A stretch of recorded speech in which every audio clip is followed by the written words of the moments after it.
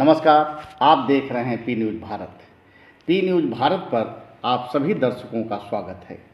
साथियों, आज हमारी चर्चा का विषय है किसान आंदोलन। आखिर क्या है सरकार के बिल में खास जिसका किसान विरोध कर रहे हैं। साथियों, जैसा कि आप जानते हैं कि किसान आंदोलन का आज 12वां दिन है और किसान दिल्ली की सीमाओं पर इस कोरोना काल में अपनी जान को जोखिम में डालकर डटे हुए हैं। तो आइए जानते हैं कि वह कौन से कानून हैं जिन्हें सरकार किसानों के हित में बता रही है, लेकिन किसान नेता और किसान इसका विरोध कर रहे हैं।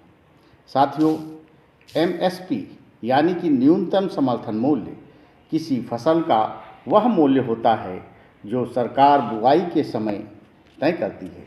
इससे किसानों को फसल की कीमत में आई अचानक गिरावट के प्रति किसानों को सुरक्षा प्राप्त होती है। सरकार का कथन है एमएसपी यानी कि न्यूनतम समर्थन मूल्य समाप्त नहीं किया जा रहा है, बल्कि इससे किसानों को और विकल्प मिलेंगे जहां पर वह अपनी फसल बेच सकते हैं। वह अपनी मर्जी का मालिक होगा। वह मंडियों और बिचौलियों से निकलकर अपनी फसल को खेत पर ही कंपनियों और व्यापारियों को बेच सकता है। उसे मंडी की तरह कोई टैक्स नहीं देना पड़ेगा, लेकिन किसानों को इस बात का डर है कि इस नए कानून के तहत कृषि क्षेत्र में पूंजीपतियों के हाथ में चला जाएगा, जिसका खामियाजा किसानों को भुगतना पड़ेगा। कृषि उत्पाद की जमाखोरी बढ़ेगी और वस्तुओं की कीमत बढ़ जाएगी। मंडी में किसानों के लिए न्यूनतम मूल्य निर्धारित है, जबकि नए कानून में इसकी व्यवस्था नहीं है। हमारे इस बिल में राष्ट्रीय फ्रेमवर्क का प्रावधान किया गया है, लेकिन सरकार को यह मालूम होना चाहिए कि जड़ जोड़ू जमीन में कॉन्ट्रैक्ट सफल नहीं होता।